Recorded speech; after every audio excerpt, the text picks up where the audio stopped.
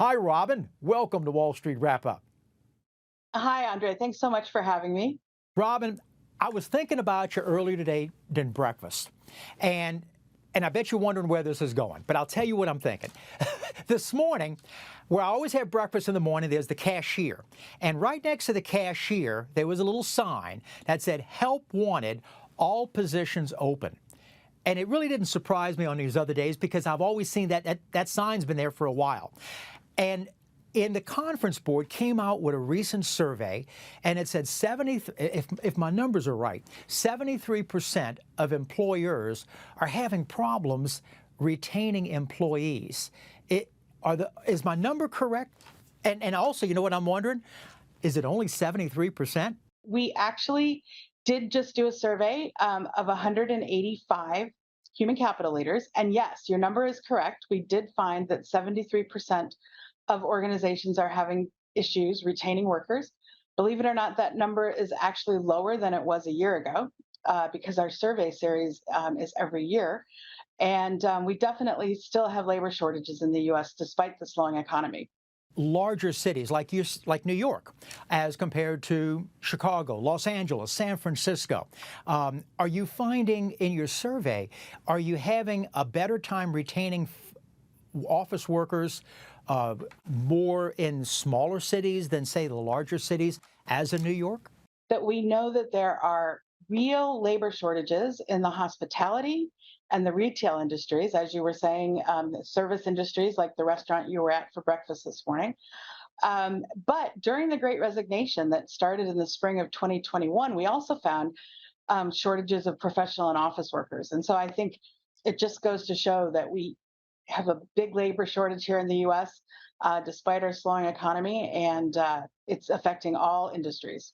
Do you think with the COVID era of lockdowns was so huge, do you think going back to the pre-COVID will ever get back to now the post-COVID of workers actually going to work 5 days a week? Or do you think this is now the new normal?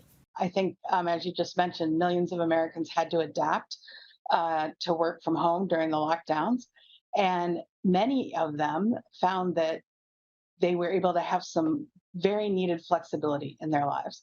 And we're seeing real reluctance now, even though it's quote unquote safe to go back to the workplace. We're finding that many employees they still want some flexibility in their lives. Who do you think, Robin, has the upper hand right now? Do employees have the upper hand over the employer, or is it vice versa? The employer now still has more sway. If you think of an X, right, one side goes up while the other one goes down. That's what you find with voluntary turnover when tracked against unemployment here in the US in the last 25 years.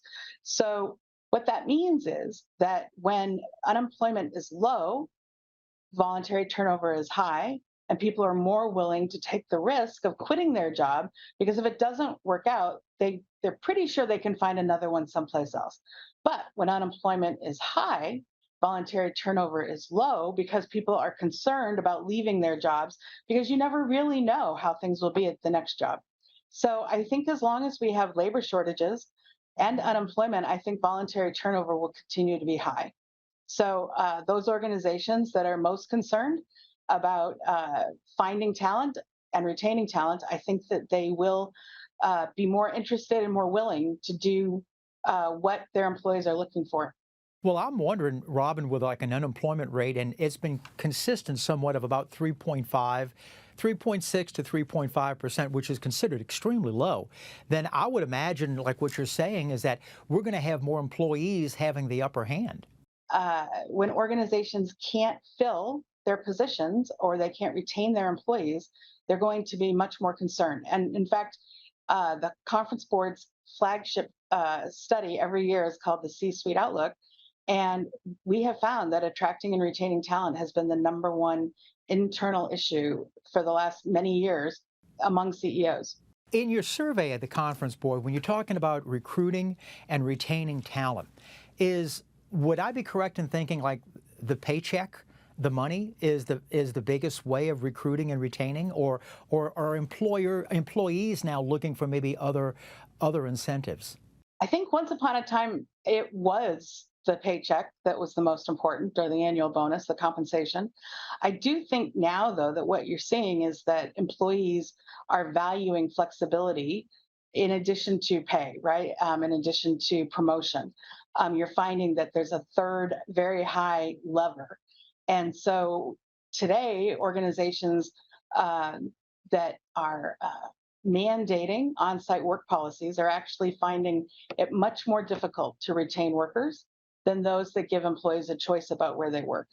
And we also found that offering hybrid work is important for attracting and retaining workers, especially younger workers, higher income workers, Hispanic workers, and Black workers, as well as the fact that women are more likely than men to prioritize flexible work schedules and locations. So I think that many organizations that are really concerned about retention or even finding employees are offering more flexibility. And it's definitely one of the first questions that's asked when candidates apply for a new job. How about productivity?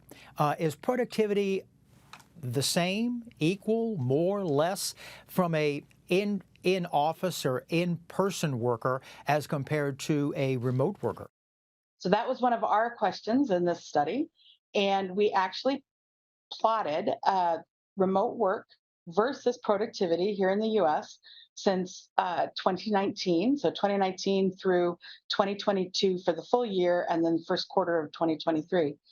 What we found that, and unsurprisingly, that from 2019 to 2020, the number of remote workers increased significantly. Uh, and so did productivity, right? So in 2020, we had the beginning of COVID, and millions of workers had to work remotely, those who could. And all of a sudden, productivity started increasing. So in 2021, we found the highest productivity. But at that point, workers were able to go back to the office. And so remote work was starting to decline. And so you have the highest productivity as remote work is starting to decline in 2021. And then in 2022, productivity declined slightly, but so did the number of remote workers. However, get this, in 2022, productivity was still above where it was in 2019. But there's some indication that workers may actually be more productive when they are working remotely. I would imagine because they're happier or they're more content in their workspace. And what I assume also is that now with new type of technology, and I'm thinking of Zoom, I mean, for such as someone like you and I would never been able to do this interview before because we're in two different areas without having this type of technology. And now with working with Zoom, does this have a correlation? Oh, I definitely think so. And there's new technologies all the time that allow for greater collaboration between employees. But I will tell you, as someone who's worked remotely for the last 15 years, I do know that you have to learn how to be a good remote employee. You have to learn how to get to know your coworkers. You have to learn, if you're a manager, you have to learn how to manage people. And so, one of the things that we looked at here at the conference board last year was how to lead effectively in a hybrid work environment. What about younger employees, Robin? You know, sometimes, and I'll refer to it as pre-COVID or the old way, you know, younger workers learn from the senior employees of what to do, what not to do, how to work with people and such. Today, with now more remote working, the young workers don't have that type of a hands-on training for even them, for the older worker to say, don't do that. You could actually have a junior employee shadow you remotely. So how would that be possible? Well, you'd have to set it up in advance, but you could have a situation where you had someone sharing their screen. So for example, if you and I were writing a report together, you could share my screen and we could work on the outline together. And so there are ways to do some of that shadowing and knowledge transfer remotely. But I also think that it's really important for organizations to think about when they have their employees coming back to the office, that they structure those interactions. And so think about, the office is the new offsite, right? So if you really want, new employees or the younger employees to learn from more senior employees, then set up learning transfer and also look at the collaboration tools that are available. When it comes time for either bonuses or promotions, that a boss will think of, well, I know Robin or I know Andre or I know that they're always right here under my thumb as compared to somebody who's on a remote. Is that concern? So there is a concern, but there's a but. So before COVID-19, there definitely were different hierarchies of workers where remote workers, I think, felt like second class workers in many situations, in many organizations. But then COVID sort of leveled the playing field, so to speak, in terms of having, pretty much all knowledge workers, all professional and office workers online remotely. And so I think that many organizations have started to incorporate uh, ways of working that would include remote workers. And I also think that there's a little bit of responsibility on the shoulders of the remote worker to make sure that what they're doing is being either recognized, that they're on the projects that they need. But there's a little bit of concern that we could go back to sort of two hierarchies of workers. I think we have to be very careful that that doesn't happen if, in fact, this idea of hybrid or remote work continues on and for the next few years.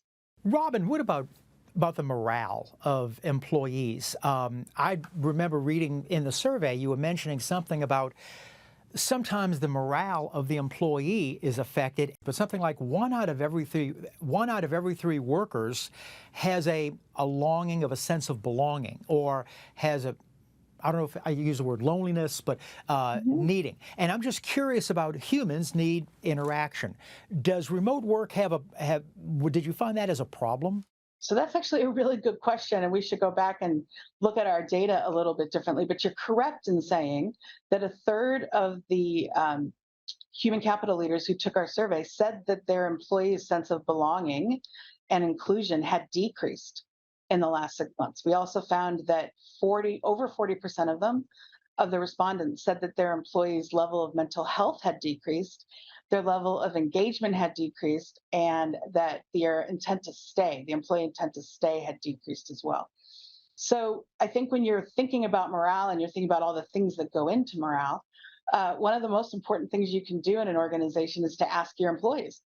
Ask them, what's most important to them. Ask them, if what would help, what could get them to stay, and what could get them to leave. You might be surprised at the responses. I'm curious if, have there been surveys to find out? And I remember reading your survey, and it might have been mentioned in yours, but I wonder how many employers actually not only have a suggestion box, but actually read what's been dropped in it. So I'll tell you something even more interesting. Since the advent of generative AI Huh. back in January, for those of us who do research, we are now able to take the answers to open ended questions and not have to code them by hand. We're able to take, so an employee engagement survey, you can say, hey, what's most important to you, or what would get you to stay, and ask people to fill it in, right? An open ended response. uh, Generative AI will allow you to put all of those responses in and come out with the top themes. So it synthesizes information for us. And so I think organizations should definitely be using that when they're starting to look at the responses to open-ended questions. But also, if you're concerned about your ability to retain your employees, the best thing you can do is actually talk to them. Robin, what about AI, artificial intelligence? In the last, I would say the last 6 months, give or take a month or two here, we've been hearing in the stock market so much about artificial intelligence, AI, automation, and such. Do any employees, especially maybe those that work remotely, have somewhat of a fear that if can my job be replaced? I mean, we're talking about self-driving automobiles. We're talking about maybe one day, now I don't know if I want to get in it, but maybe self-flying planes without having the pilot. So if you can have that, what about employees that everything they go up in front of a kiosk to order a Happy Meal at your favorite fast food restaurant? So the way I look at AI and changing jobs is much like I think the world used to think about electricity back before we had it, or the advent of the car. There's always fear of change, but I think that then gives uh, higher level positions, more critical thinking, more creative areas and jobs. We talked about the service sector, restaurants, grocery stores, that you'll find more of a need for employees as maybe others. And I'll bring up one, let's say the tech industry. There are, last week they were talking about how one company was now mandating and I'll even say it was Goldman Sachs that said that they want their people in now 5 days a week. Well, it's one thing wanting it, it's another thing getting it. I mean, if there's people waiting in line to get that job. But for companies like tech or finance or other things like, other than what you mentioned before, like retail, restaurants, grocery stores and such, do you think that the employer has more of the upper hand? I think it depends on how badly those people want to work for that organization. I True. do believe that those employees that don't agree with the workplace location policy that's being mandated, I think those who can will vote with their feet and will go someplace else. And we found in our survey, like I mentioned, that those organizations that are mandating employees return, they're mandating their office policies about where the work location, they're having a much more difficult, 25 percentage points more difficult time actually retaining employees. What about college degrees? And we'll go pre-COVID as compared to post-COVID. At one time, there were many positions that when they were requesting an employee, they said a college degree is needed. At the conference board, did you do any kind of referencing as far as college? So we didn't reference that in this study, but we have noticed that there's been a trend towards skills-based hiring. And what that means is that organizations are hiring more based on an employee's skills and competencies rather than they are just on their degrees. And so, for example, in some organizations, they mandate that a project manager has to have a degree, but they have people who've been doing project management without a degree, and they have realized that that's sort of silly, that years of experience could substitute for that degree. And so the other benefit, real big benefit of using alternative credentials rather than just degrees, like college degrees, is that you can increase your diversity. That was something else I meant to also mention with more remote work, is that you can expand your pool of workers.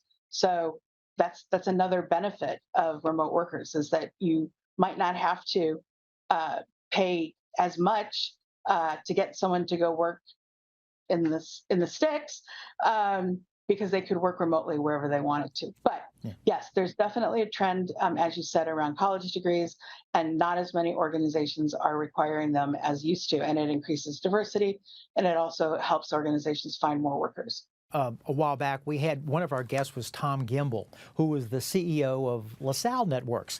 And he brought up an interesting point that I never thought about this, but he said many times an employer will ask for a college degree, not because of the fact of the college, but because of the fact that the employee completed something.